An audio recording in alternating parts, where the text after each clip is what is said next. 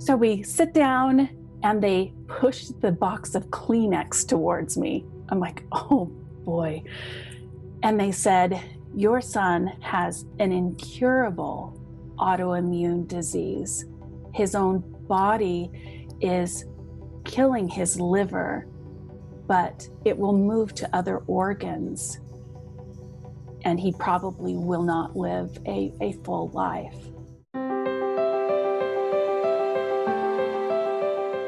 Welcome to Stories of Hope in Hard Times, the show that explores how people endure and even thrive in difficult times, all with God's help. I'm your host, Tamara K. Anderson. Join me on a journey to find inspiring stories of hope and wisdom learned in life's hardest moments. My guest today is the president of Women of Worth in Utah, known as WOW. She's an international speaker, singer-songwriter, and has released 2 CDs, I Think You're Brave and You Got This. Her song, More Alike Than Different, that she co-wrote with Greg Hansen, won an award from a worldwide church songwriting contest. She lives in Alpine, Utah, and is a wife, mother of 6, and a grandma of 12. I'm pleased to present Nina Angela Lee. Nina, are you ready to share your story of hope? I am. Thank you so much, Tamara. Oh, and I'm so excited to have you on the podcast today. I got to hear Nina tell her story a couple months ago, and I was like, I have got to have her on my podcast. She does such an amazing job. And one of the things I love about her is she just exudes this sense of calm and peace. And I love that about you. So I'm excited to have you here today.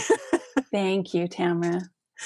So one of the little known facts about you is that you love old movies and old musicals. When did this love of old movies and musicals start? From the time I was young, I remember my mom putting on these musicals, and it was just so grand and colorful and musical, and everyone was dancing, and I just loved that world. And even my children growing up knew who Doris Day and Danny Kaye were.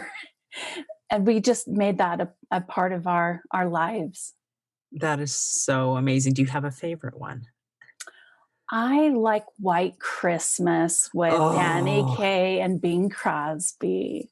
That is one of my favorites. I used to watch that one growing up. I have not seen it in many years. I'm going to have to pull that out and watch it again. Oh, you need to. It's fabulous. I love that show. Thank you for reminding me it's out there. Sometimes we watch these movies and we're like, oh, I love this. And I think one of the songs I love the most in it was the one where the sisters are singing about each other, because I have 4 sisters and we have those moments where we absolutely love each other. And growing up, we sure had those moments where we did not love each other so much. Sure. Oh my goodness. Well, we are here to talk a little bit about you and your life, and then talk a little bit about the organization that you are president of here towards the end. So let's first of all dive in. Tell me about growing up in your home and what that looked like. My home consisted of my mother, my stepfather, who adopted us, my older sister, and a younger brother. And my father had a very bad temper. And so most of my childhood, I lived in fear, a lot of fear. And then, unfortunately, when I was 12, I received a phone call that would change my life. It was McKay Hospital. They said, your mother has been in an accident and you need to get someone down here. And to be honest, it didn't even cross my mind that she would pass away. It just didn't. I was expecting her maybe to be in the hospital for a few days, and then she would come home. And then she passed away. As you can imagine, I was devastated. She was my best friend, my confidant. Mhm. And things got pretty rough after that. After about a year, things unfolded, and I packed a few things in a trash bag and climbed out my bedroom window. Wow. And my father lost his parental rights. I then moved quite a few times. I attended 4 different high schools. There wasn't a lot of stability or consistency when I was young, except for my Father in heaven. Mm. No matter where I moved, He was with me. And I learned to turn to Him for guidance and for comfort. But some beautiful blessings came from those challenges. I had the opportunity to meet my biological father and his family, and they ended up adopting me. Oh, And I'm wow. so grateful to have them in Mhm. my life. And I eventually reconnected with the father who raised me, and we Mhm. have a great relationship now. It's just been a beautiful blessing to have these people in my life now. Mm. Wow. So just a challenging childhood after your mother passed away. Yes. And I am so sorry about that. And so was it your mother that had taught you to believe in God and rely on him then? Yes. Yes. She would take the children to church, and I remember her praying, and just those small lessons that she would teach me. I didn't realize until later in life when I thought, where did this come from? It's like, oh, my mom. My Mhm. mom taught me that. Mhm. Wow, wow. Now, let me ask you a really quick question before we dive into the story of your son. What were some of the ways you were able to rely on God and find comfort in him when you were experiencing those challenges of insecurity and abuse as a child or teen, I guess I should say. Well, even when I was quite a bit younger, and I remember hearing my parents fighting and just so much chaos, and I would run to my bed and pull the covers over my head, and I could still hear them. So I would start humming songs. And the song that I hummed and sang the most was, I am a child of God. Mm, And that brought me so much peace and comfort that was almost programmed. Okay, things are rough. I am a child of God. I am a child of God. I'm a child of God. And I always felt Him there, even when, I mean, crawling out that window and walking down the street, not knowing where I was going, where I would end up. I had this little whispering in my heart that it would be okay. And I truly believed that that came from Him mm, helping me to know it will be okay. And I learned to really rely on that. And I didn't realize how much throughout my life that peace that came as I spoke with Him would bless my life so greatly. that is beautiful. And I love, I've found peace in music as well. And I know there are a lot of people out there that sometimes it's songs that resonate the most with us and in our hearts. And so, what a blessing that that simple song brought you such peace and comfort when life was not peaceful or comforting, right? Right, for sure. Yeah. Well, let's segue into your family that you have with your children and talk me through a little bit about what that looked like when your kids were younger, and then the diagnosis of your son and the ensuing battle that you guys had to wage there. Sure. Everything seemed pretty normal. A mother, father, 3 boys. I really felt that because I had had such a rough childhood, that God had given me this beautiful life. Not that it was perfect, but I felt so blessed in so many ways. And one day, when my oldest son was 14, he came home from school and he just seemed off. He said, "I'm going to go lay down. I'm feeling tired." Now, this was not the personality of my son, Brandon.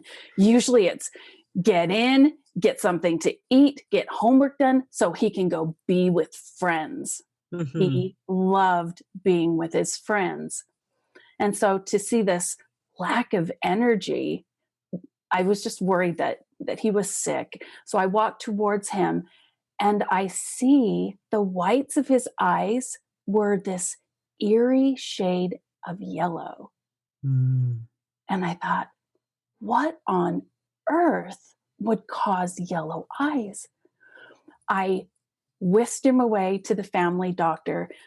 The doctor walked in and said, "Go to the hospital now." Wow.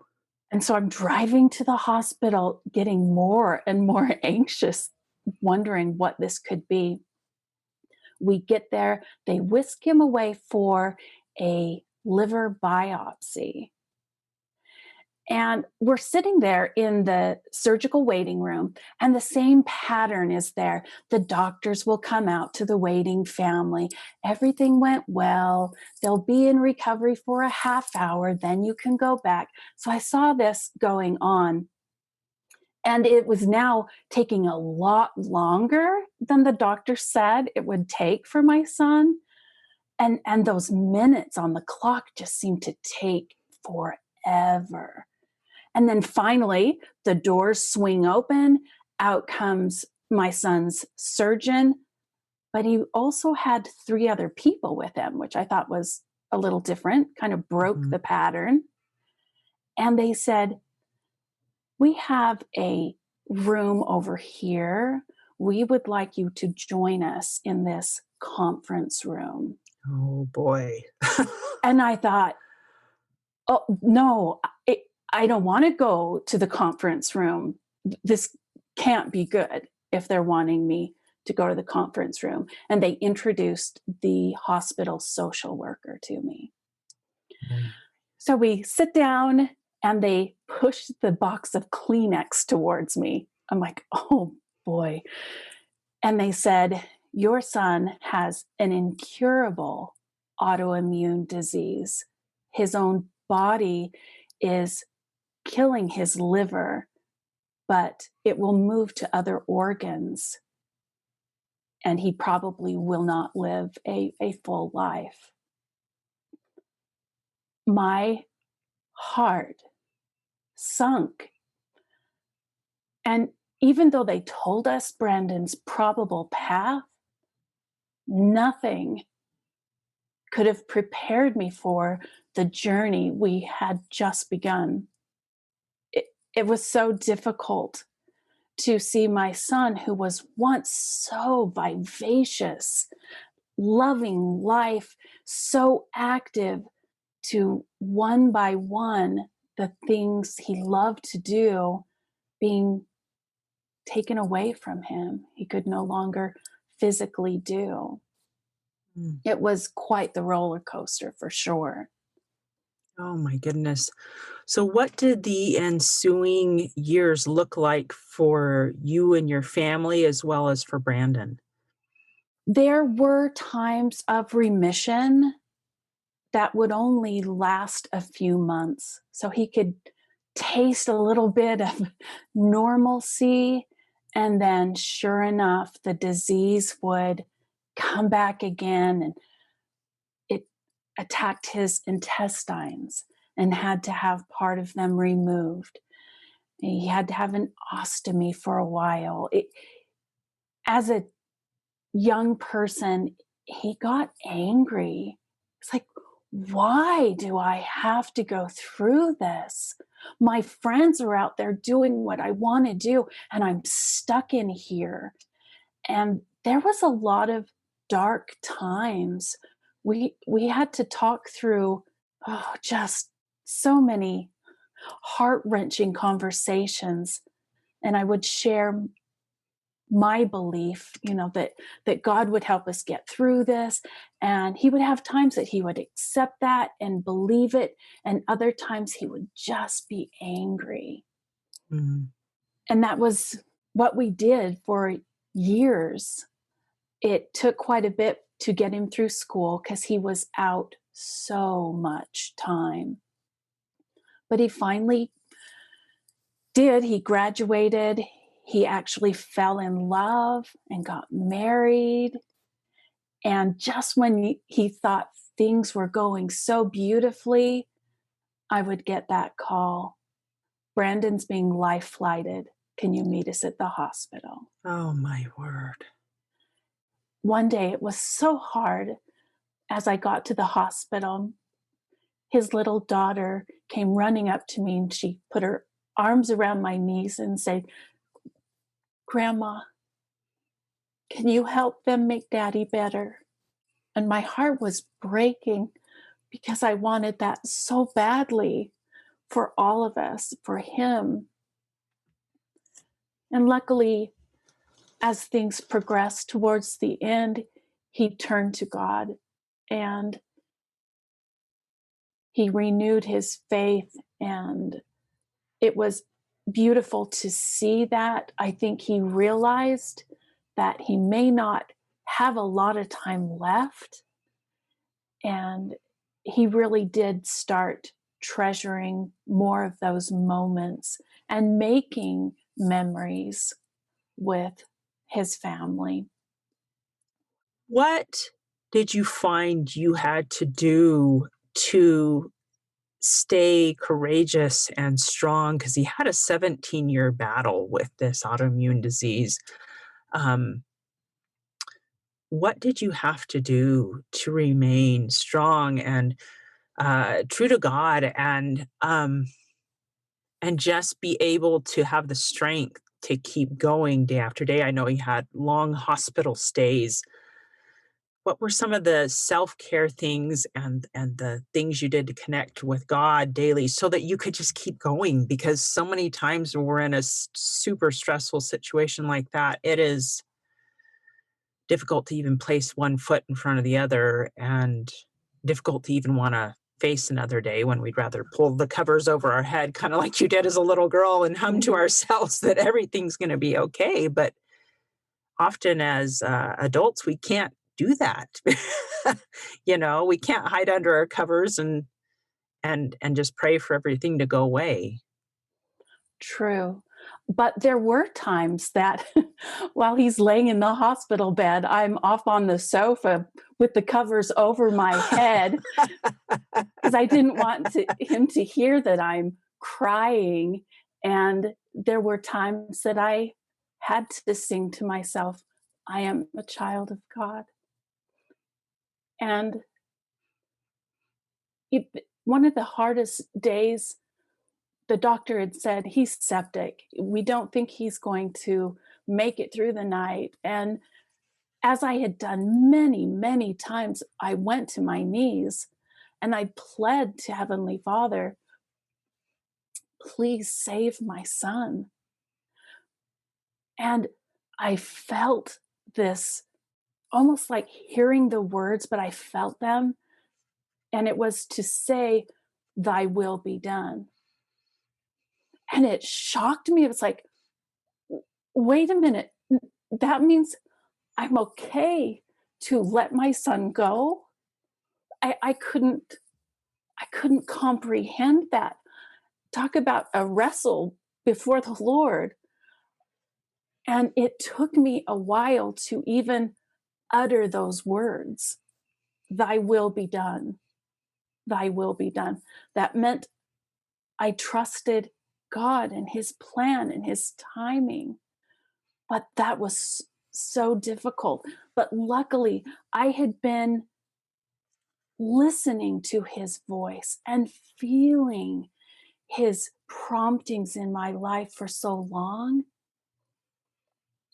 that I knew he would take care of all of us, no matter what that journey looked like. He would be there. He had proven to me that he will always be there. And I found that as I journaled, that was helpful. As I tried to keep a regular routine, and that's hard going back and forth to the hospital. There were sometimes we were there for weeks. But I found if I kept the same routine of reading my scriptures, pondering, meditating, reading, and studying, that little sense of normalcy helped me have peace. And then also, and I'm sure it had to have been my mom who instilled this in me, was to always ask the question, what can I be grateful for in this moment? Ooh, that is a really good question to ask. And, some days we were so grateful for crackers because he had been on liquids for so long that we celebrate crackers and popsicles. There was one day, it was a tough day, a high pain day for my son. And we looked out the window and this beautiful sunset unfolded. It just felt like a heavenly hug. Like, I'm here. I'm here. And that was such a beautiful blessing. And I have found that there were little miracles along the way and big miracles. Another difficult day was when the doctors came in and said, we have done all that we can do. And they introduced the hospice team to us. I couldn't believe that after 17 years, the journey was over. They were done. I couldn't even comprehend it. So the ambulance comes. They load him onto the gurney. And Brandon had kept saying, I just want to go home. I just want to go home. He was tired. He was tired. And so we walked down, and all these people who had cared for him for all these years, they had become close to us. And they had this smile of compassion, knowing where Brandon was going. And as they loaded him into the ambulance and shut the doors and pulled away, as a mom, I just wanted to yell, no, bring him back, fix him. Because I knew if he went home, that was going to be the end. And so I was devastated that day, and I had to go back up to the room to gather my belongings. And there I stood at the elevator with a pain I had never experienced that deeply before. And I was trying to remain calm.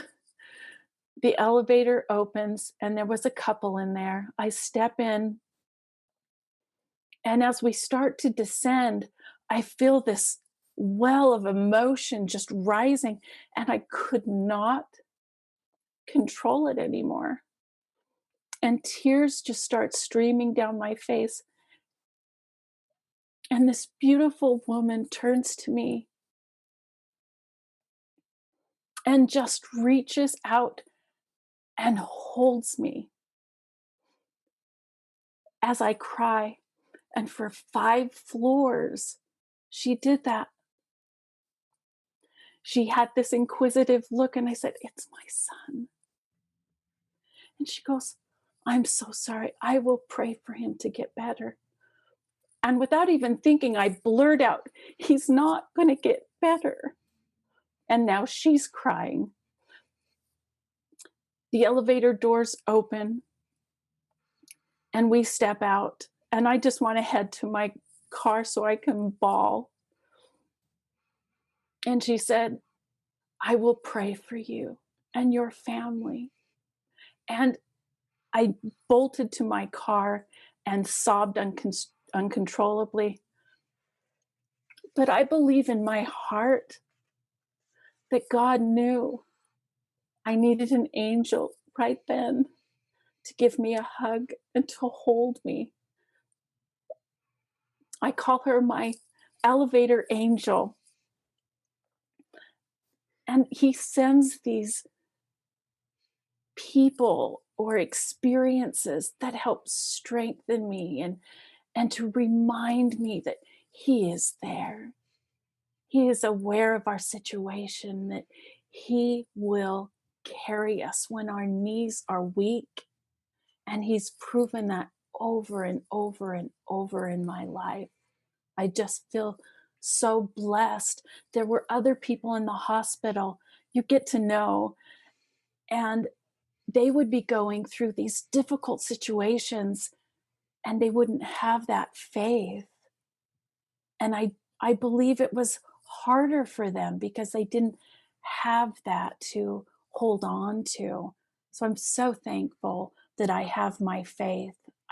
I literally cannot imagine going through such heart-wrenching things without my Father in heaven. I just can't. Oh my goodness.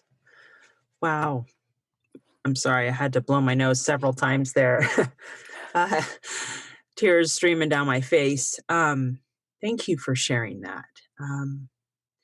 It is having that "Thy will be done" conversation with God is probably one of the hardest.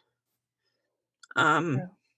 Especially when what we want is something good, or for us or for our loved ones. And um, it's nice to know that he sends peace and angels, as you say, to help us along the way, because sometimes we do just need a hug and the assurance that we're going to get through it. Right, um, right. we're going to take a quick break, but when we get back, we're going to talk to Nina about some other lessons she learned through this amazing journey and about women of worth. So stay tuned. Hi, this is Tamara K. Anderson, and I want to share something special with you.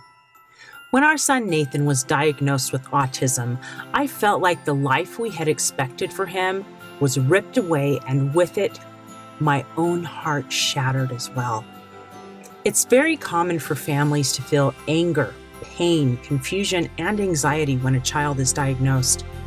This is where my book, Normal for Me, comes into play.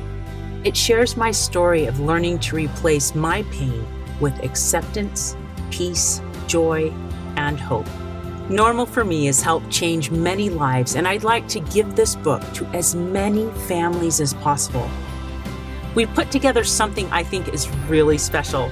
My friends and listeners can order copies of my book at a significantly discounted price, and we will send them to families who have just had a child diagnosed with autism or another special needs diagnosis.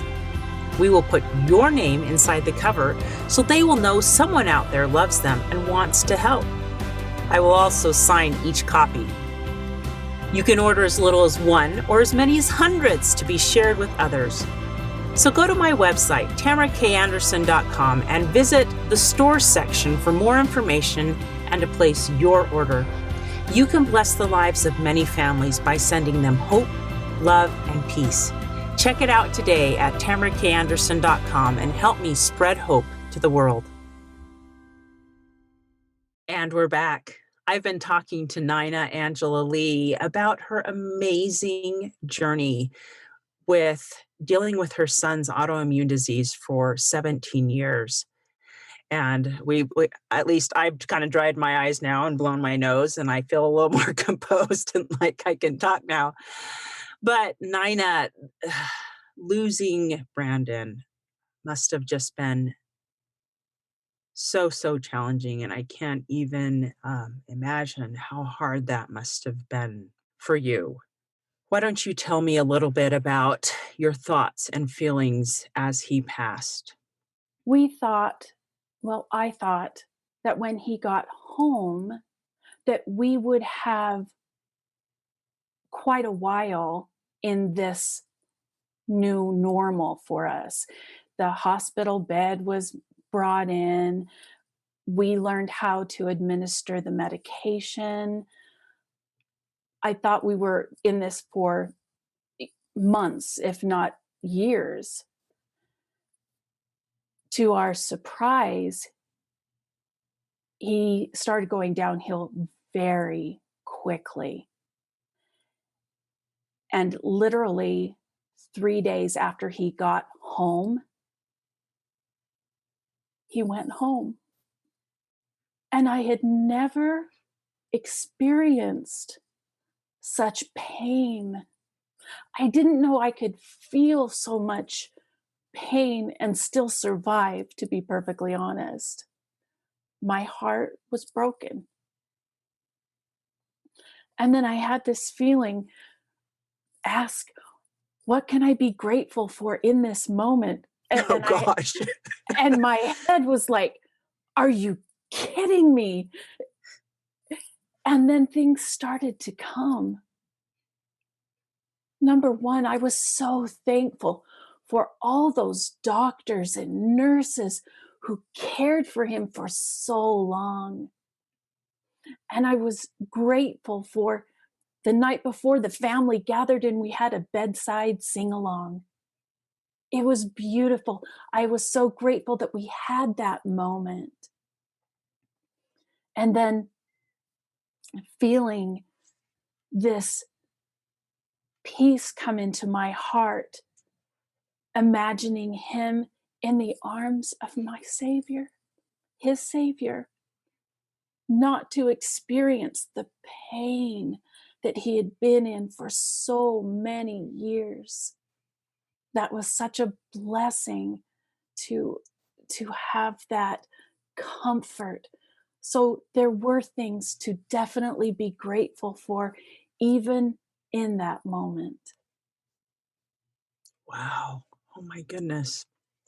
You are such an example of looking for gratitude even in the hardest times. And I guess it's a testimony that there are things to be grateful for, even in our most heartfelt and sorrowful moments when we lose someone we love. So thank you for sharing that. Now, you mentioned one of the lessons that you learned through all of this was this too will come to pass. Would you mind elaborating a little bit and explaining what that meant to you? Sure. I got in the habit of anytime something difficult came up in my life, I would say, this too shall pass. This too shall pass, And most of the time that worked well. It gave me a little bit of peace knowing this is not my forever. It will Mhm. pass. And then when Brandon got diagnosed, I'm like, this is not a quick fix. So, what if the things you're called to go through last all your life? So, I had to reframe that. And it just got bigger for me. It's like it will come to pass in His timing. And I think there's other things in my life that I've had to deal with, health issues, that they're not going to get better probably till I pass. Mhm. And so it just changed the timing for me that not all things are going to come and go in a short amount of time, that I'm in this for the long haul and for the lessons that I can learn through all of these things we're called to go through. Just trusting in his timing again. Wow. And that's hard when things last years Mhm. and decades, and maybe even, like you say, for the rest of our lives. It's super, super challenging. Um, One of the other lessons you said you learned was that every breath is a gift. Yes. Tell me a little bit about that. There were so many times that Brandon was close to death. Numerous times the doctor would come out, he's probably not going to make it. And then he would get this burst of health, generally after a session of fasting and prayer by families and church members coming together to pray for him. And he would get better, and he would have this time after we thought he wouldn't have that time. And so it just became so sweet as his daughter got 1 year older. It's one more Christmas, one more birthday. After he had a liver transplant, and we weren't sure he was going to make it through that. But after the transplant, it was like, oh, we made it one more birthday, one more season, one more spring. And it just made us so thankful for every day, because you don't know, none of us know when it's going to be our last, or someone we love, it might be their last. So instead of having regrets, oh, I wish we had have done this or that, we started doing those things. Mm, And it was so helpful to look at life that way, to embrace life, to live out loud. And he taught me to even face my fears. I dealt with a lot of anxiety. And I mean, to speak in public was crippling to me.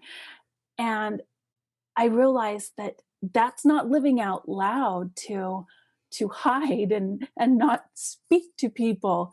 And I had to work through that because I want to live out loud and experience life to the fullest and be the person that God wants me to be, and to trust him to take care of me through that process of learning and growing. mm. That is so beautiful, and so I think it shows such a level of courage and choice that you made a choice that, okay, we've got to make the most of the time we have. And those things that perhaps are on the bucket list, let's get those done, Let's and quit letting fear hold us back from doing some of these things. And it does take courage to do stuff like step out on the stage, especially for someone who has anxiety. I know that is something I struggle with as well. And what conversations did you have with God about facing that fear and stepping out on the stage? I'm just curious because that is something that I've had to face as well. What did that look like for you? Oh my goodness, we're talking years of conversations. I would sit in a Relief Society class and they would talk about using your gifts and your talents.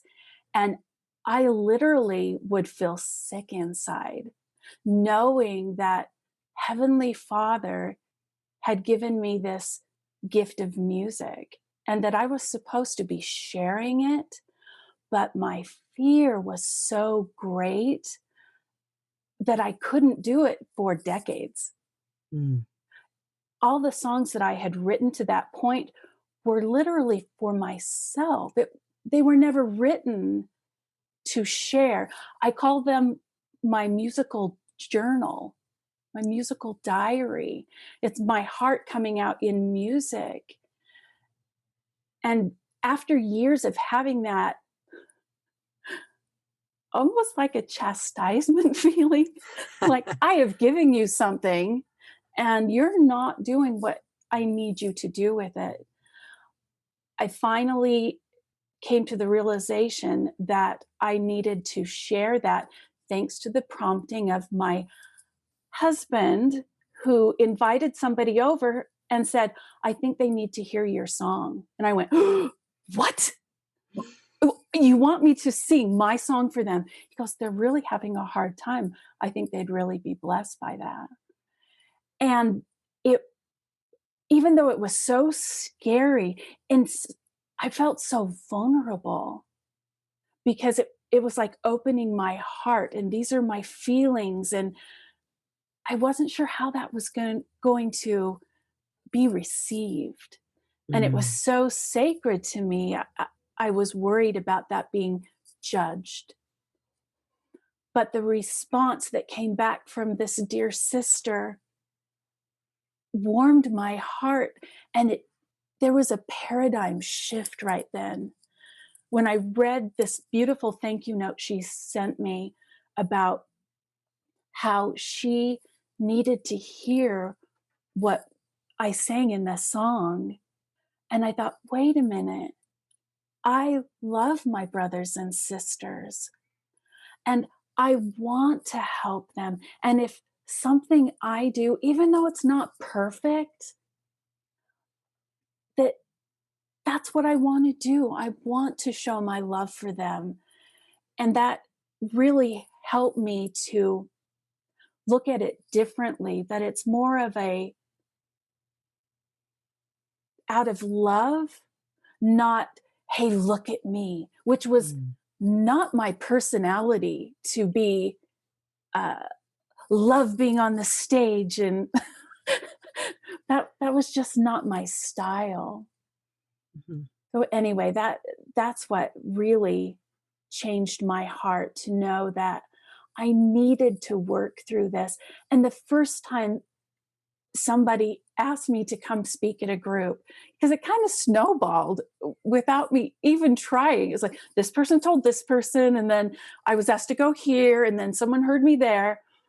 And this first time I spoke with a group, my mouth was so dry that someone sitting in the front row brought me a bottle of water because my lips were like sticking to my teeth. I was so nervous. But as I did that, little by little, it became a little more comfortable and a little more comfortable.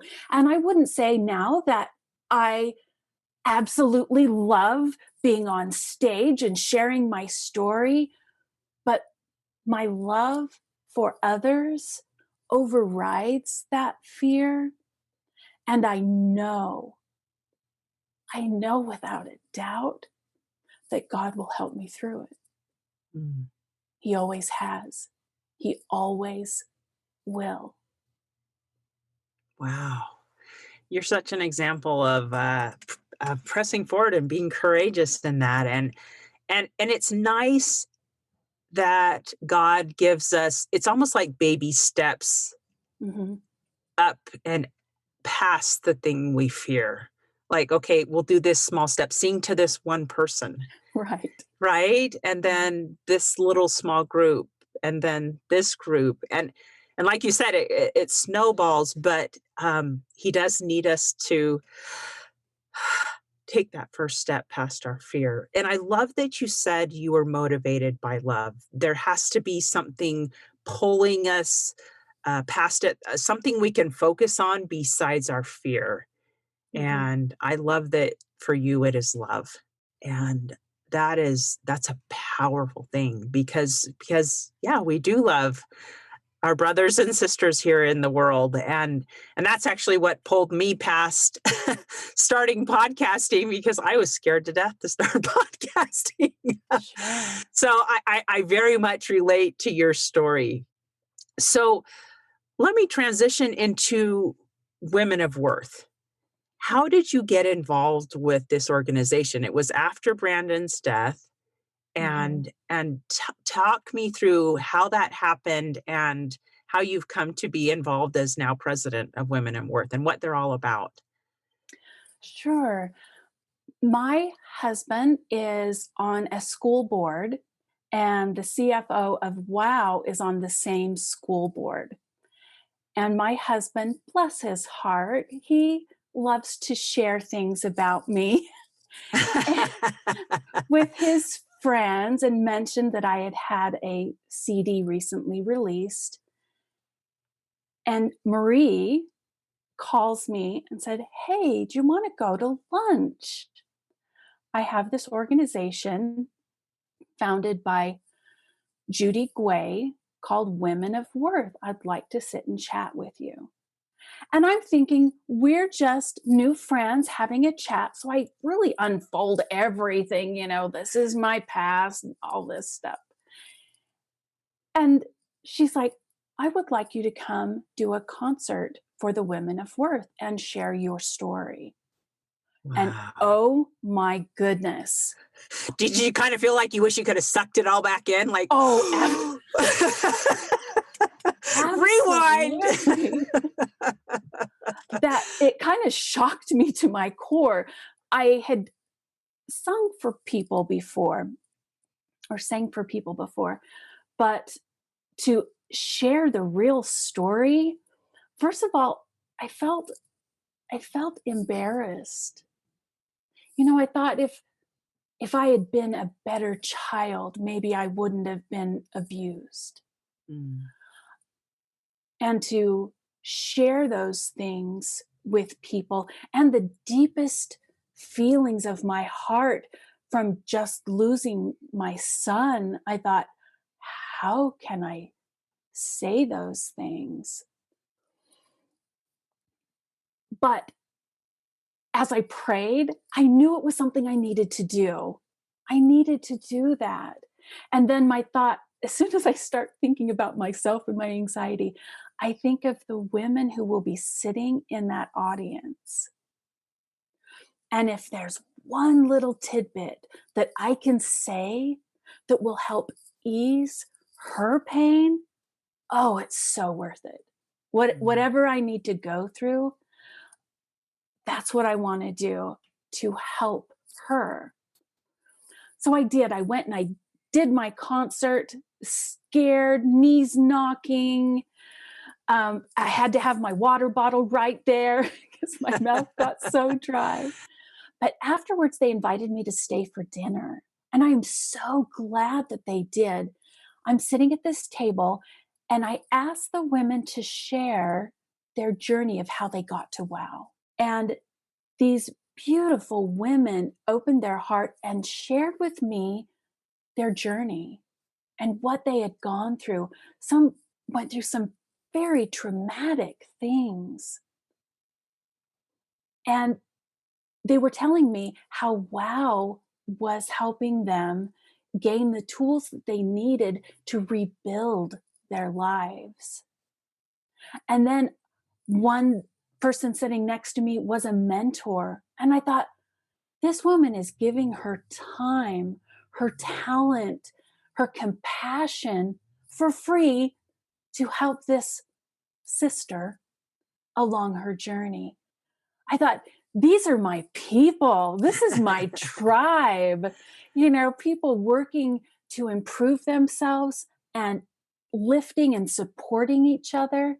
So when I received that phone call that they would like me to join their board, I was anxious for a little teeny bit, but then went, oh, yeah, absolutely. I am in, because I just fell in love with their program and the people in the program. It was fabulous. So I went from being vice president, I did that for about 6 months.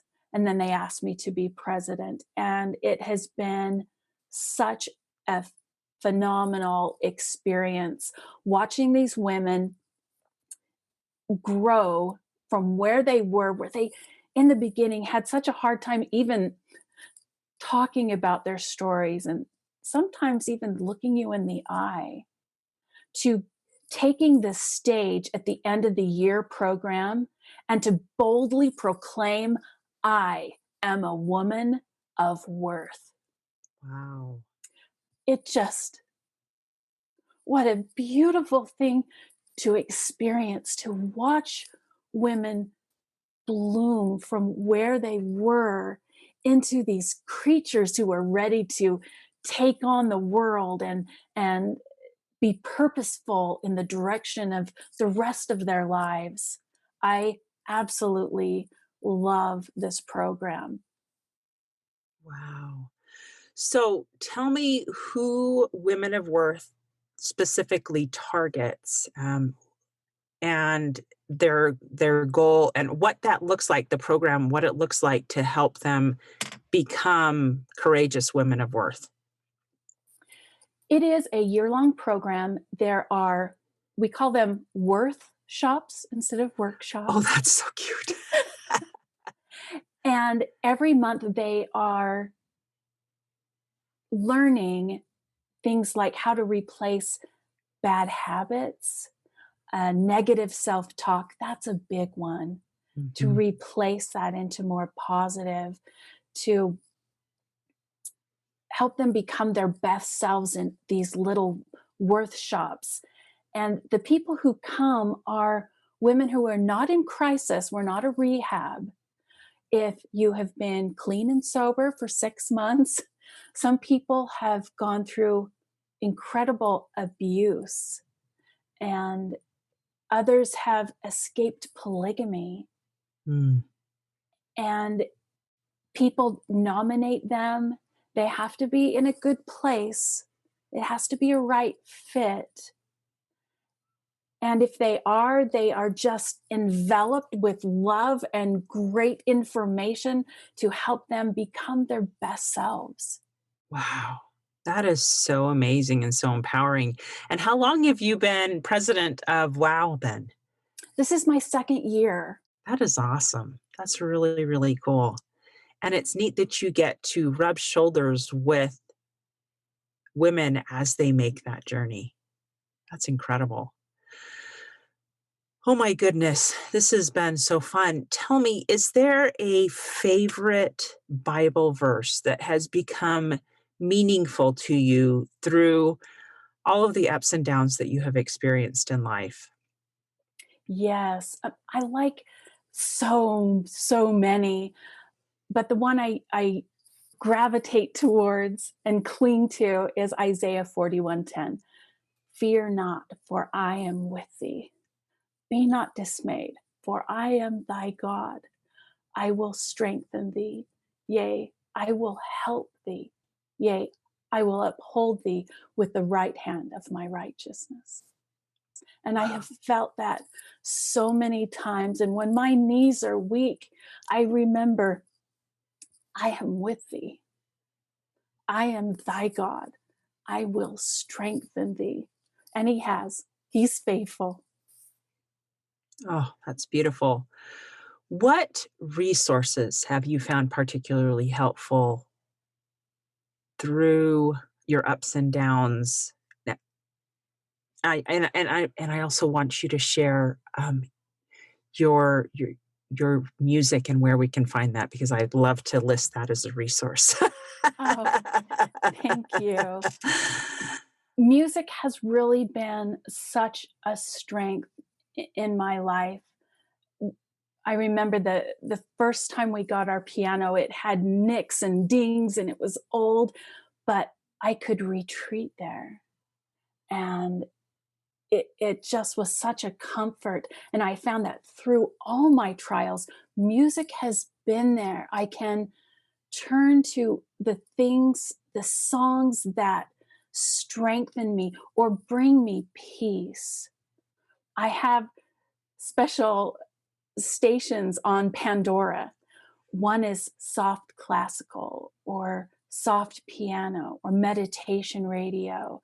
And sometimes that's all I need to kind of regroup and ground myself again for the next round of whatever I'm going through. Right. And so that has always been a help. Also, caregiver support groups. No matter what you're going through, there's generally a support group out there. That is such a big deal. I remember going to the counter at the hospital just devastated because my son said, "I'm not doing the treatments today. I'm not doing it. I'm done." And I'm like, "Oh, okay, you don't do the treatment, you die." At that point, he was 17. Oh And so gosh. I go to the desk in desperation. I'm like, "Do you have a support group? Somebody I can talk to who has gone through this before that I can talk with?" And they said, "No, we really don't. We have a pastor." And I thought, "Oh, no, I want a mama." I need a fellow mama, please sign me Right? up for that. And then I found that you can type in whatever you're going through and generally find a group of people that become your tribe. They know what you're going through and can give you some wonderful guidance. So that's been a big help. I also love all the chicken soup for the soul books. Oh, aren't those fantastic? Oh my goodness. On a regular basis, I would have one of those in the hospital, and they're short little stories, and that always lifted me, hearing these inspirational stories. So I love those. Two other books that I enjoy, well, there's so many, but there's a little one called On the Path Home by Henry B. Eyring. And it's just a collection of quotes and lessons. And no matter how chaotic my day was, I could open that up and within a minute have this little life lesson, this little gold nugget that I could dwell on for the day. And that has been wonderful. And then the book Consider the Blessings by Thomas S. Monson. He is such a beautiful storyteller. And I really relate to that. And the stories that he shares in this book were always uplifting and looking for the blessings and gratitude. I just love stuff like that because it strengthens me as I go through these challenges. Well, and it looks like you've also adopted that same idea and concept in your life of looking for things to be thankful for. So these books really did have an impact for you. Yes. So where can we find your music? My music is out there quite a few places. Spotify, I'm on YouTube. You can always get all my music from my website, ninaangelalee.com. And yeah, I've got 2 CDs and I'd love for you to hear my music. I hope it gives you a musical hug. That's how I like to look at it is if you need a hug, you need some arms around you to tell you it's going to be okay. Get my songs and just imagine I'm there holding you saying it's going to be okay. God is here with us. We can do this. Absolutely. Absolutely. Oh my goodness. Where can we find you on social media? I'm on Facebook, just Nina Angela Lee. I have an artist page and a regular page. Just pop on. I would love to hear from you and your challenges. We learn and grow from each other. So stop in, say hello. Let me know what's going on in your world. I would love that. Nina, really quick before we go, would you mind telling us how people can get a hold of you personally and also give us the email or the website for Women of Worth for those who are interested or want to find out more about that? Sure. My email is nina@ninaangelalee.com. I would love to hear from you. And for more information about Women of Worth program, visit their website at wowutah.org. Wonderful. So if you're looking for those, wowutah.org, Correct. right?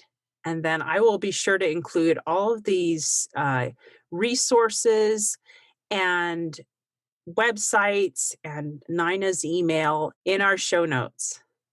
So be sure to check those out.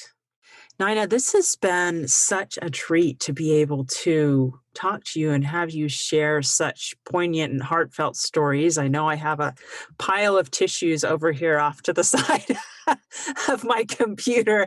I've cried several buckets of tears, it feels like, this morning just listening to you. So thank you for sharing your heart and for Oh, being willing to dive deep and share those experiences that have taught you such beautiful lessons that you now share with others, both in word and in song. thank you. It's been a pleasure. It really has, Tamara. Hey, thanks so much for listening to today's show. If you like what you heard, subscribe so you can get your weekly dose of powerful stories of hope. I know there are many of you out there who are going through a hard time, and I hope you found useful things that you can apply to your own life in today's podcast. If you would like to access the show notes of today's show, please visit my website, storiesofhopepodcast.com. There you will find a summary of today's show, the transcript, and one of my favorite takeaways. You know, if someone kept coming to mind during today's episode, perhaps that means that you should share this episode with them. Maybe there was a story shared or a quote or a scripture verse that they really, really need to hear. So go ahead and share this podcast. May God bless you, especially if you are struggling with hope to carry on and with the strength to keep going when things get tough. Remember to walk with Christ, and He will help you bear the burden. And above all else, remember, God loves you.